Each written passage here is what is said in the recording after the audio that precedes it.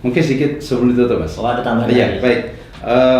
Ada satu hal yang terkadang teman-teman di lapangan sedikit perlu diluruskan bahwa ketika mereka berbicara eco farming, seringkali menganggap bahwa hilangkan pupuk anorganik, hilangkan pupuk urea, hilangkan pupuk TSP atau NPK. Nah, saya di dalam riset yang kita lakukan, saya ingin menegaskan bahwa belum ada rekomendasi bahwa anorganik itu hilangkan 100% kecuali mereka yang mau bertani organik. Jadi kecuali mereka memang berniat organik, Betul. maka sebenarnya dia tidak perlu menghilangkan pupuk lainnya. Iya. Dia tetap bisa gunakan. Iya, tetap digunakan. Jadi memang saat ini perlu sahabat-sahabat semua pahami bahwa kondisi kita untuk pupuk subsidi yang disebarkan ke petani memang belum mampu dipenuhi secara keseluruhan oleh pemerintah ya. Jadi kita saat ini per tanggal hari ini 26 April ya, itu kita baru mampu menyediakan kurang lebih sekitar 9 juta ton. Ya, kalau Pak Menteri kemarin menyampaikan bahwa dari RDKK yang diajukan oleh petani itu kurang lebih kebutuhan mereka 28 juta. Sehingga sebenarnya kita bukan langka pupuk di lapangan, bukan, tetapi kekurangan. Kenapa kurang? Karena memang kita dari pemerintah dana yang dialokasikan untuk pupuk subsidi itu terbatas. Karena perlu diingat bahwa pupuk subsidi memang untuk masyarakat yang memang layak mendapat subsidi, ya masyarakat kurang mampu gitu ya. Nah, oleh karena itu teman-teman yang memasarkan mitra eco farming sekali lagi bahwa untuk mencegah terjadinya stagnasi produksi atau mungkin bukan cuma stagnan tetapi bisa jadi turun, untuk langkah awal jangan pernah rekomendasikan hilangkan pupuk anorganik. Ya, kalau misalnya di dalam prosesnya ternyata tanahnya sudah bagus ya, maka memang salah satu syarat bagi teman-teman yang memasarkan eco farming ini, tolong miliki kemampuan untuk mengukur kualitas tanah. Ya, saya kira ada banyak cara. Salah satu diantaranya adalah mengetahui melalui bolam lampu itu yang sering dipraktekkan teman-teman. Ya, nah kalau misalnya tanah sudah bagus, ya karena untuk melakukan budidaya yang bagus tanpa lagi menggunakan pupuk anorganik segala macam, kita membutuhkan kurang lebih seorganik kisaran antara 4-5%. Artinya dengan kondisi saat ini baru di kisaran bahkan kurang dari 2%, itu memang butuh kerja ekstra. Nah, yang kedua, saya ingin menyampaikan juga, tolong para mitra menyarankan kepada petani agar memanfaatkan bahan organik di sekitarnya, Mas. Jadi kalau misalnya ada jerami, jangan dibakar, tetapi manfaatkan, kembalikan ke lahan sawah. Nah, ini berita gembiranya nih, subhanallah.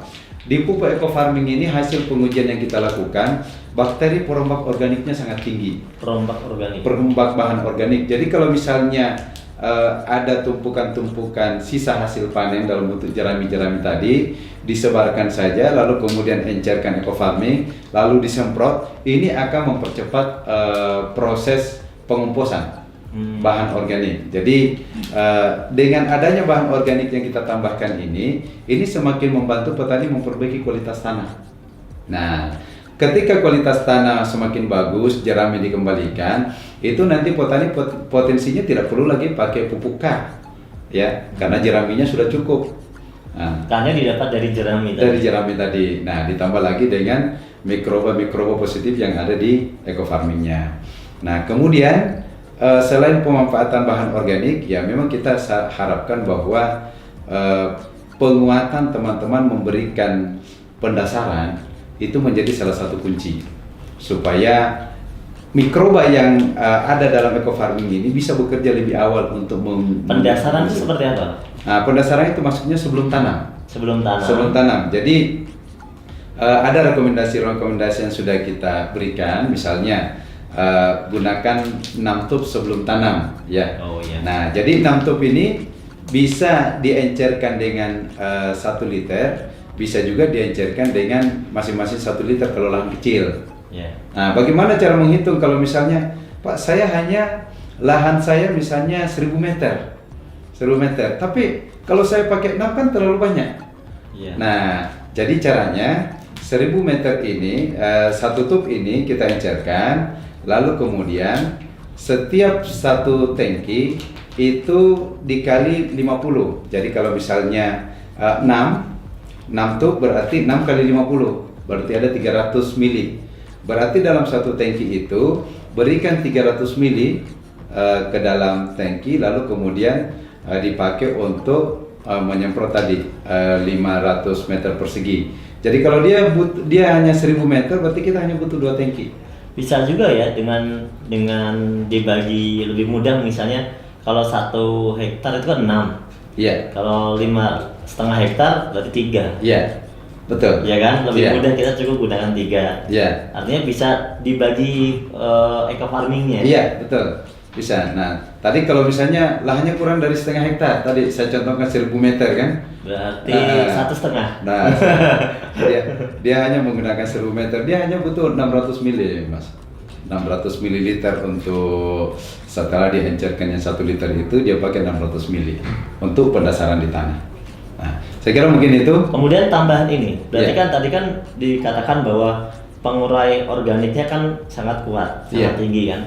Nah, berarti sangat tepat sekali sebenarnya kalau misalnya tadi kan jerami itu memang bisa kita manfaatkan. Iya. Tapi kalau misalnya mereka juga menyediakan pupuk kandang, Iya. apakah itu sebenarnya sangat disarankan atau enggak? Sangat disarankan. Jadi sekarang ini kami dari Kementerian Pertanian itu sangat berupaya bagaimana supaya masyarakat secara umum ini kembali memaksimalkan bahan organik kembali ke tanah. Jadi bahan organik itu yang mana saja? Ya kotoran ternak ya, atau pupuk kandang, kemudian limbah-limbah di sekitar kita seperti sampah-sampah dedaunan. Nah, kemudian kalau yang sudah ada di sawah ya sisa hasil panen jeraminya itu sebaiknya dikomposkan, lalu kemudian ditebarkan di sawah. Nah, bagaimana cara pengomposan? Sekali lagi, di sini sudah ada bahan mikroba perombaknya. Ini saja dipakai. Berarti cukup mereka tebarkan, Ya. gunakan Ya, jadi eco farming. ya, jadi kalau di pengomposan itu yang bagus para sahabat sekalian bahwa buat mal yang 1 meter persegi, pupuk kandang, berbagai jenis daun-daunan di situ. Atau dimasukkan 1 drum gitu bisa ya? Bisa juga, tetapi yang mudah kalau di petani itu di alam terbuka kan. Oh, Ya, di tanah. ya, jadi buat mal dari bambu saja, misalnya bambu 1 meter persegi, tinggi 1 meter, nah turunkan semua ke situ. Tetapi ingat setiap lapisan 20 sampai 30 cm disiram. Nah, jadi kita secara berlapis setiap 20 sampai 30 cm siram sampai ketinggian 1 meter. Habis itu, setelah itu kemudian tutup dengan plastik rapat. Nah, nanti 1 minggu kemudian dia sudah akan turun, volumenya akan turun. Nah, biasanya 3 minggu dia sudah bisa dipakai. Kira-kira berapa eco farming yang bisa kita gunakan? Sebenarnya standar untuk kita menggunakan ini di dalam 1 kali aplikasi. Untuk kompos tadi loh maksudnya? Ya, itu kita bisa gunakan untuk 1 ton. Ya, 1 ton ini, 1 ton bahan organik. 1 ton bahan bisa kita gunakan cukup 1 Ya, aja ya? 1 aja. Jadi sebenarnya sih kurang dari 1 pun tidak masalah ini, karena mikrobanya sudah sangat banyak. Sudah sangat banyak sekali. Jadi Yang kalau penting setiap tadi berapa 20 cm siram. kita siram. Ya. Biasa pakai apa? Ya. Eco farming yang sudah sudah diencerkan Ya. kan. Nanti 20 cm lagi siram lagi terus. Ya. Sampai kadar airnya kurang lebih 60%. Itu akan mempercepat proses degradasinya. Ya Pak Jamal, ini ada akhir-akhir ini beredar kabar atau postingan bahwa produk eco farming ini telah diuji oleh bagian biosecurity di Malaysia, ya, yang katanya ternyata mengandung bakteri patogen. Mungkin yang diuji adalah dalam kondisi yang sudah hitam mungkin ya. Dia mengandung bakteri patogen yang di sana dijelaskan bahwa itu sangat berbahaya. Gimana kira-kira penjelasannya, Pak Jamal? Baik. Dari apa yang kami terima bahwa di antara bakteri-bakteri yang dinyatakan terdapat di dalam produk ini, ya seperti tadi bahwa ada potensi ini yang masih kemasan lama ya, yang mungkin kan masuk. Itu saya dapatkan ada Bacillus lisaniformis. Nah, jadi sebenarnya kalau kita bicara di tanah ya, untuk jenis bakteri ini sebenarnya ya memang dia banyak digunakan untuk seperti industri sebenarnya ya. Nah, tapi kalau misalnya di tanah ini sangat dia akan sangat membantu ya dalam hal untuk membentuk spora dan memberikan kontribusi untuk siklus nutrisi. Jadi sebenarnya kalau saat digunakan di tanah digunakan diaplikasikan di pemupukan itu ini tidak jadi masalah. Enggak. Cuma dia berbahayanya kalau terhadap manusia gitu. Ya. Nah, jadi kalau di tanah memang ini salah satu jenis mikroba yang dibutuhkan.